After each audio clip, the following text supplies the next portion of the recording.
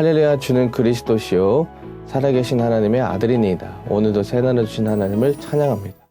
오늘 우리에게 주신 하나님의 말씀은 창세기 18장 13절부터 14절 말씀입니다. 함께 읽겠습니다.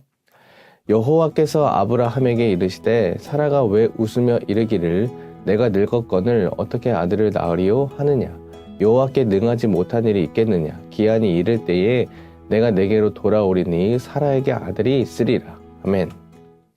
사랑하는 여러분, 다음 세대의 신앙생활이 어려운 이유는 이 부분일 것입니다.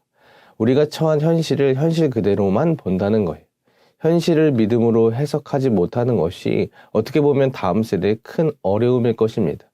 오늘 본문에 나타난 아브라함은 하나님의 천사로 상징되어지는 이 객인 3명의 사람을 온 마음을 다해 대접을 합니다. 발 씻을 물, 일용할 양식과 송아지 요리 등 극진한 대접을 아낌없이 합니다. 그때 하나님께서 그 사람을 통해 이렇게 말씀하십니다. 그가 이르시되 내년 이맘때 내가 반드시 내게로 돌아오리니 내 아내 사라에게 아들이 있으리라 하시니 사라가 그 뒤 장막문에서 들었더라. 하나님께서 아브라함에게 사라에게 아들이 있을 것이라고 선포한 것입니다. 하지만 그 이야기를 장막문 뒤에서 들은 사라가 속으로 웃었습니다. 왜냐하면 본인은 이미 나이가 많아 늙었고 생리조차도 끊어졌기 때문입니다. 하지만 하나님께서는 웃는 사라에게 오히려 이렇게 말씀하십니다. 여호와께 능하지 못한 일이 있겠느냐. 기한이 이를 때에 내가 내게로 돌아오리니 사라에게 아들이 있으리라.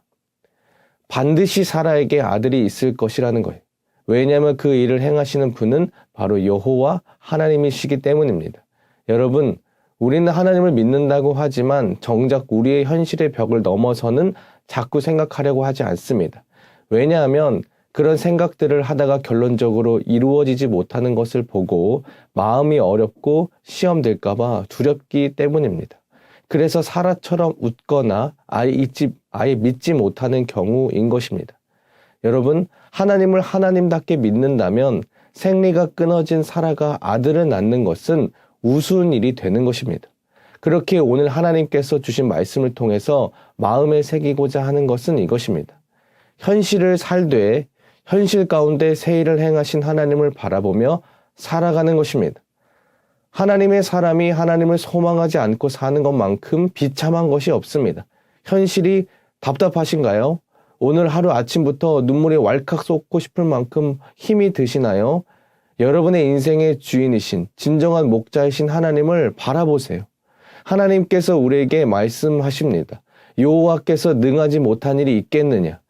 하나님께서 작정하시고 말씀하시면 반드시 새 일을 행하시는 분입니다.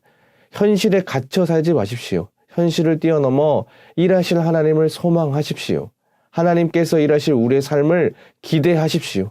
그것이 하나님의 사람이 현실과 염려를 능히 이겨낼 힘을 갖는 비결입니다. 오늘 하루 하나님을 소망하며 힘차게 살아내길 기도합니다. 우리 다 함께 기도하겠습니다.